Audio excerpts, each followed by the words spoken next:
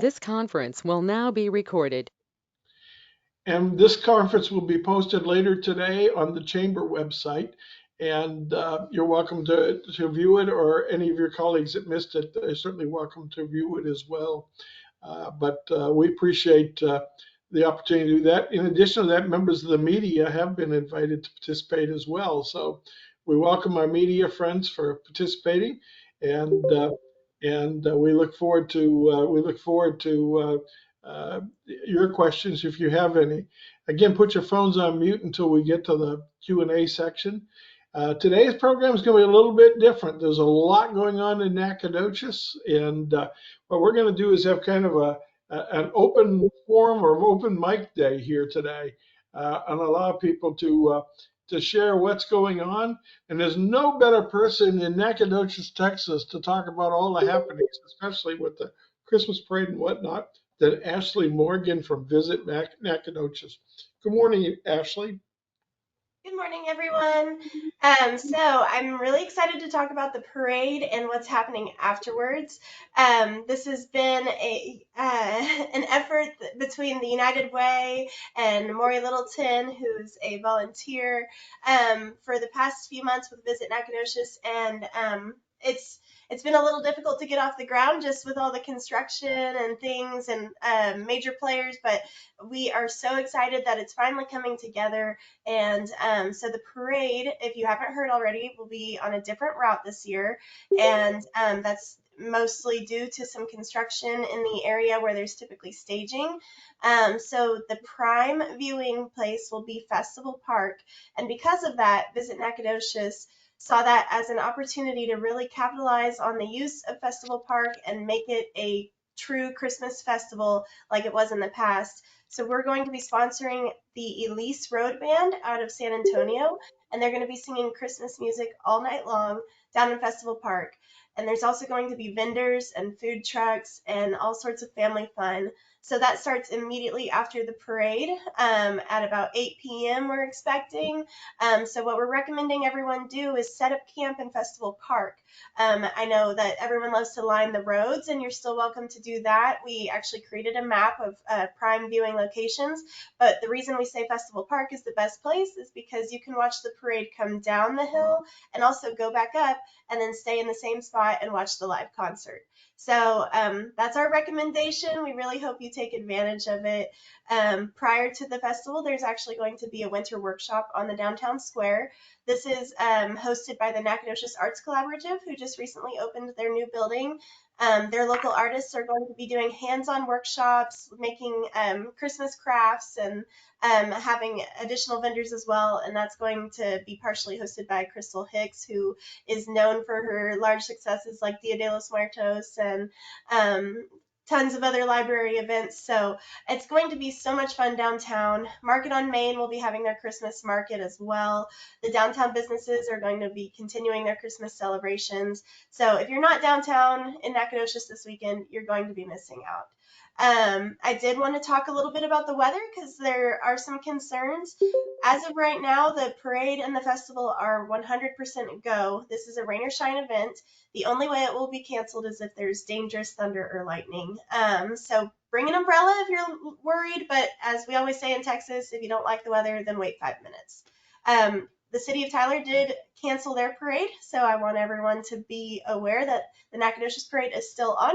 And who knows, maybe we'll have some people coming from Tyler to come see our parade. And let's see, is there anything I'm missing, Carolyn? I feel like I just word vomited.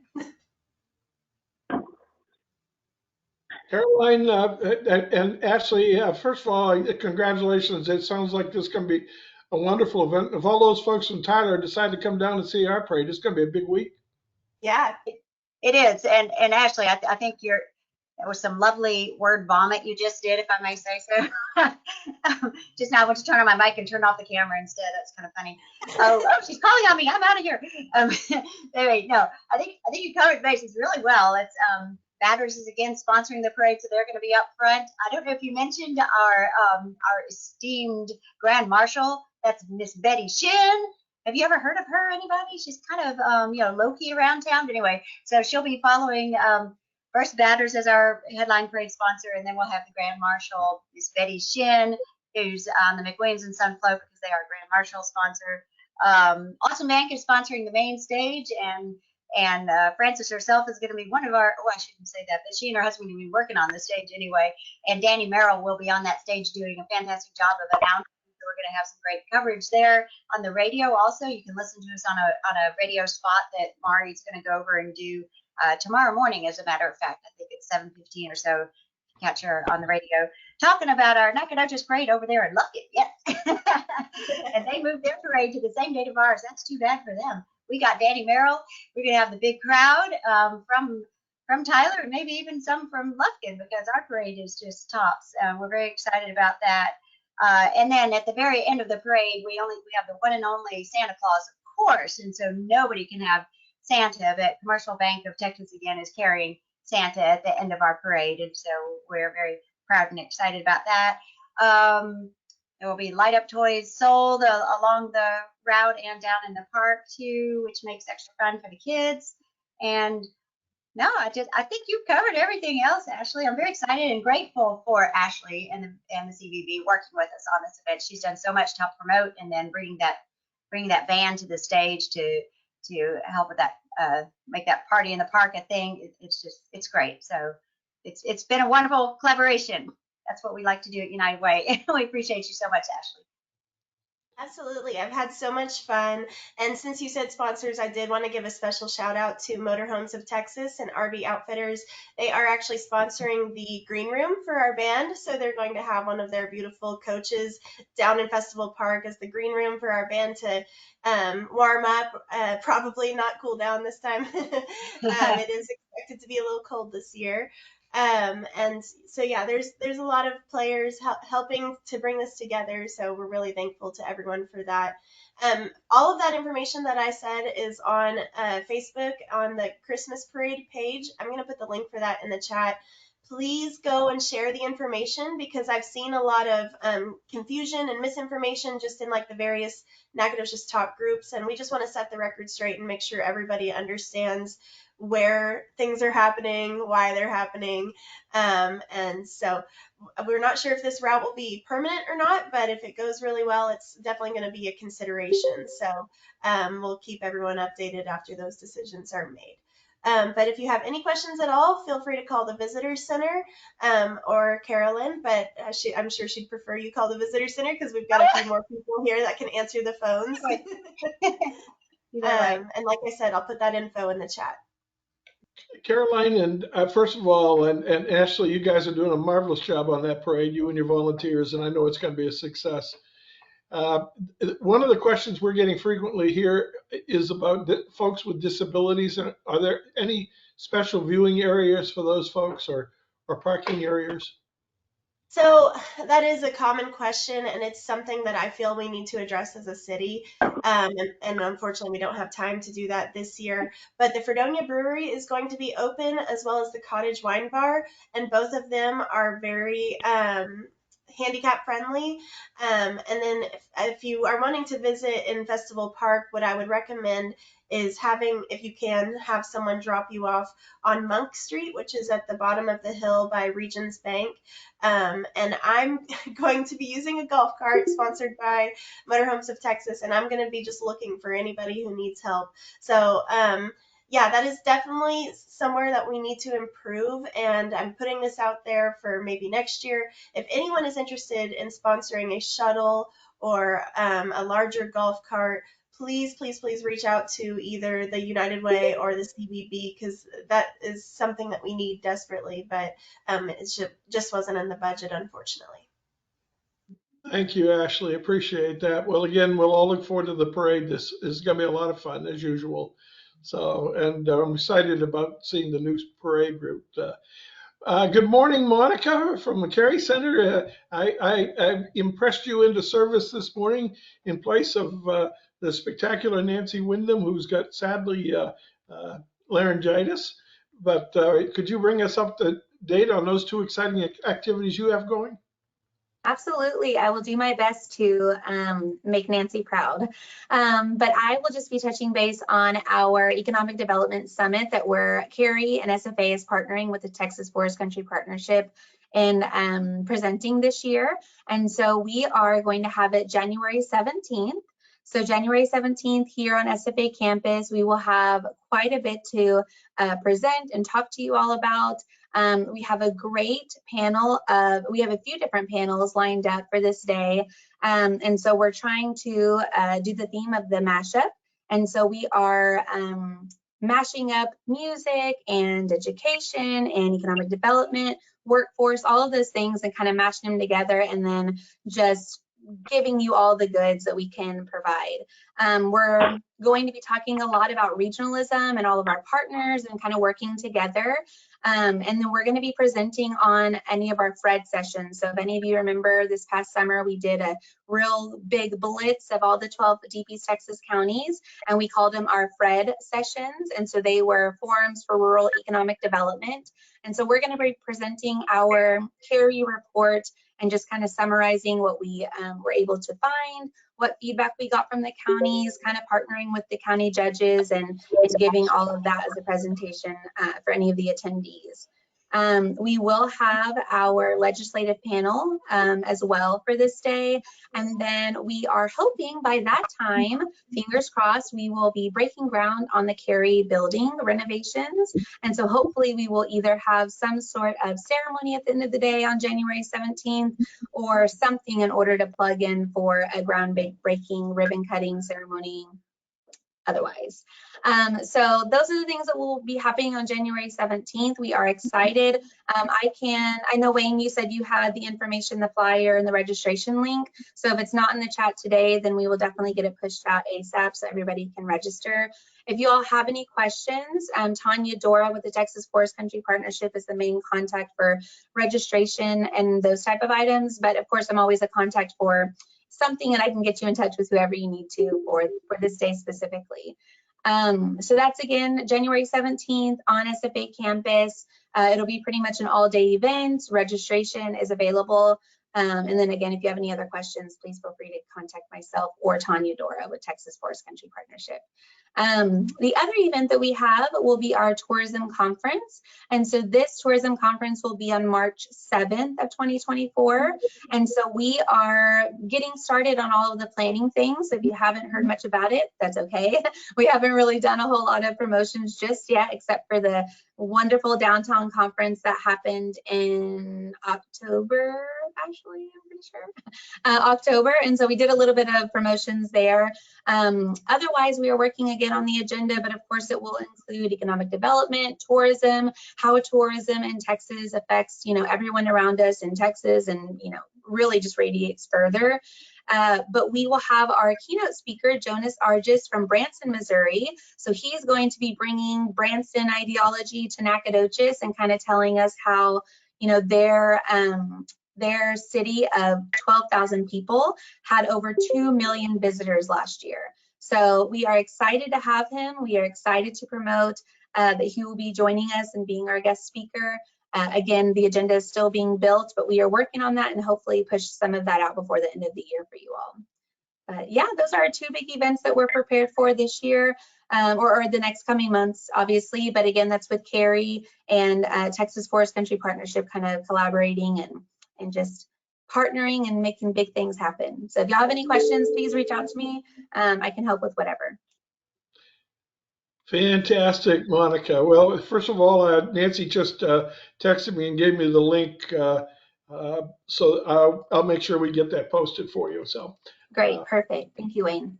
I do appreciate that very much. Any questions of Monica? Great. Well, while we're with our folks, I see Dr. Reese is on the line. Jason, anything going on big we should know about over there? So other than what Monica just discussed, there's not a whole lot. We're finishing up the semester. Dead week is next week for SFA students, and then finals week the following week. So those college students will still be they all got back from Thanksgiving break, so they should all be here ready to roll and then head home here in about 3 weeks. So that's what most faculty are looking at right now, faculty and students. So. That's fantastic, and I heard reports from my colleague Kelly that you folks had a spectacular showcase program a few weeks ago with literally thousands of people showing up. I was stunned at the number when I heard it. Hopefully, that's going to bode well for future attendance at SFA. We certainly hope so. Yep.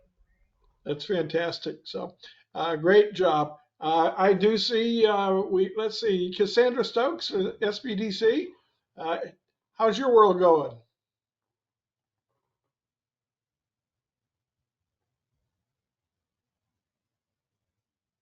Cassandra, we're not hearing you.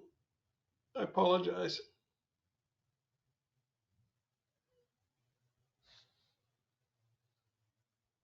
I apologize, Cassandra. Something's not working on your end. So, well, hopefully we'll be able to make a connection here in the future. I apologize. I do see we have Les Linebarger with the NISD. I see all the students are back. What's going on, Les? Hey, Wayne. Good morning, everyone.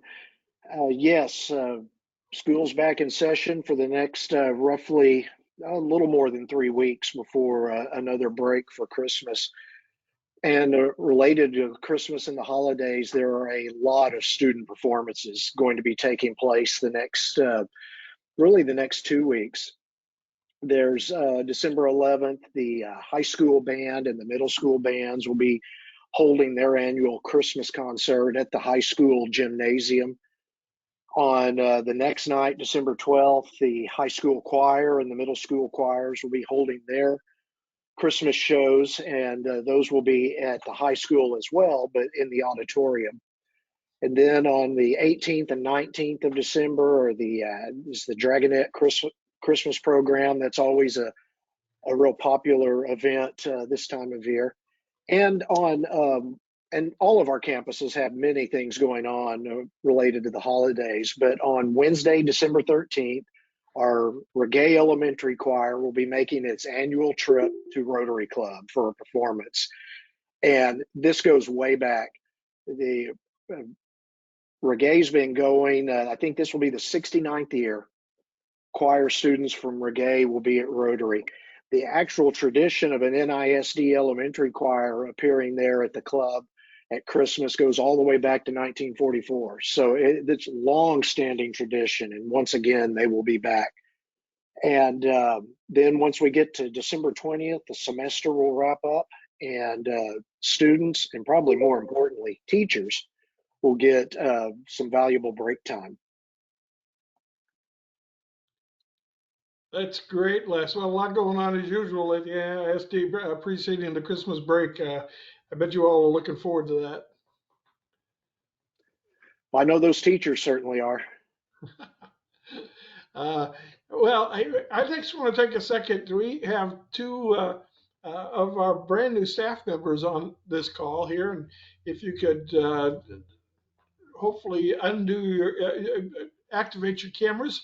We have Militia, who's going to be working in the program area, and Missy is going to be in the finance area. We want to welcome them on board the call this morning.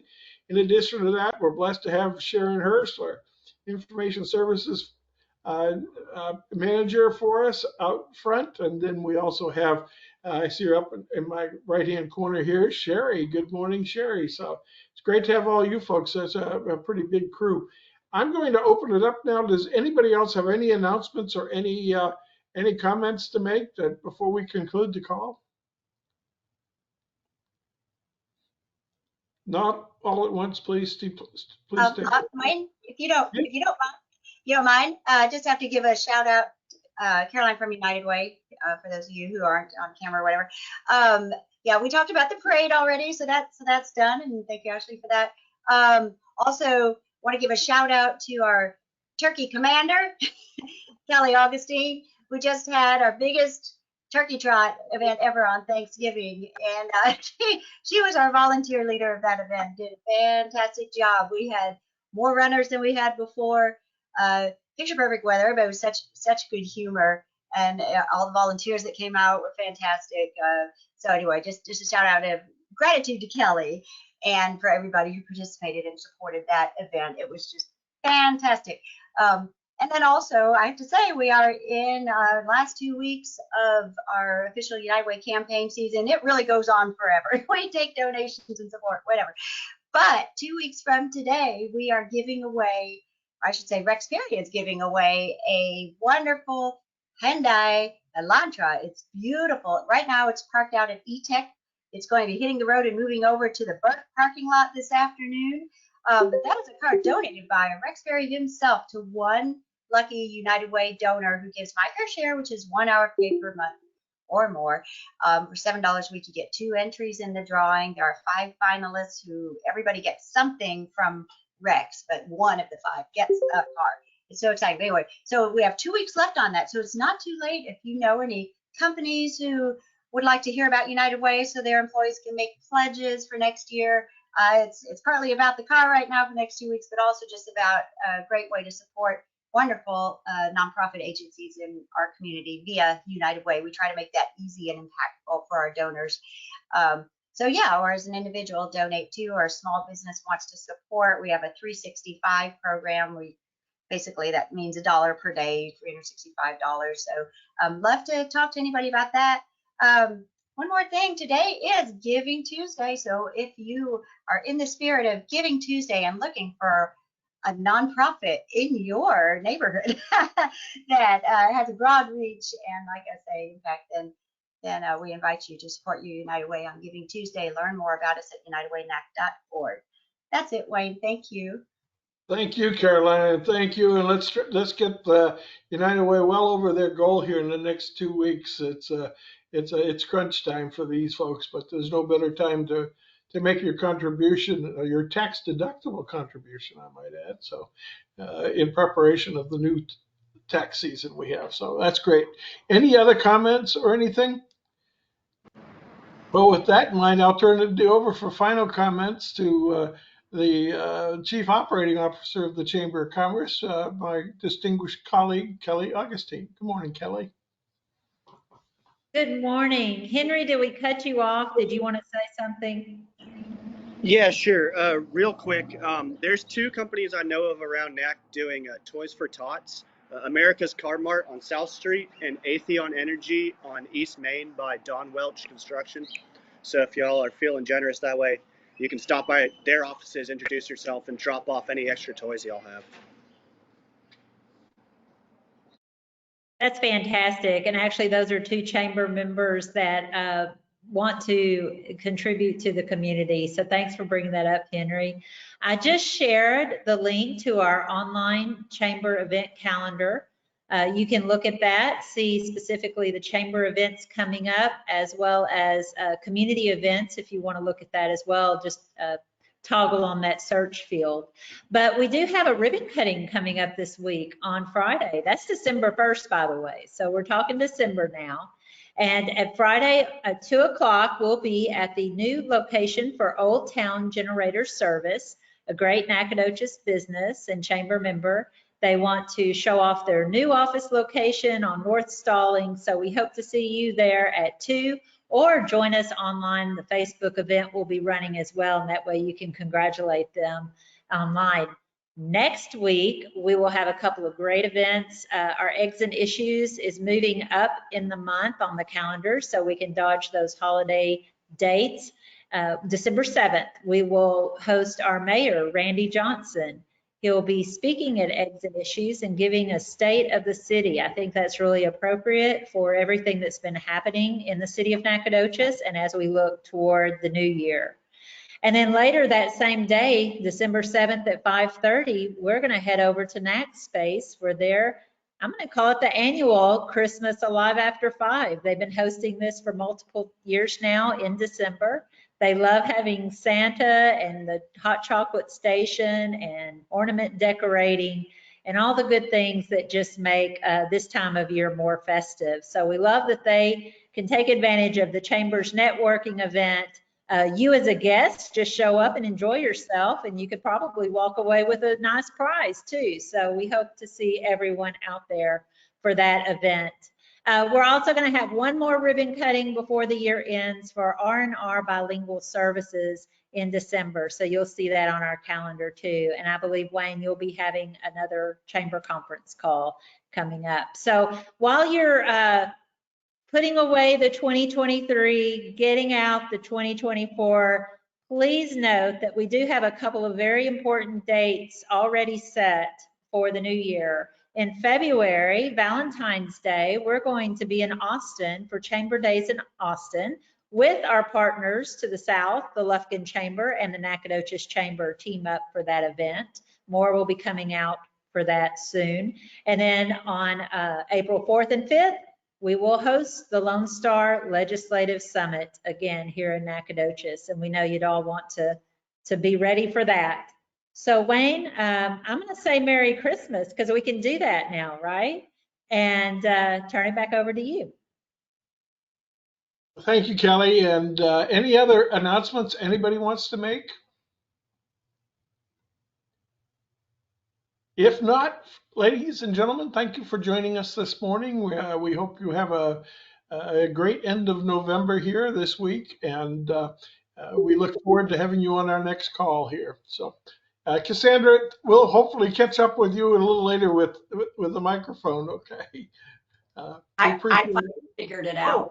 So You know what? Well, Cassandra, before everybody goes, anything to announce on your end?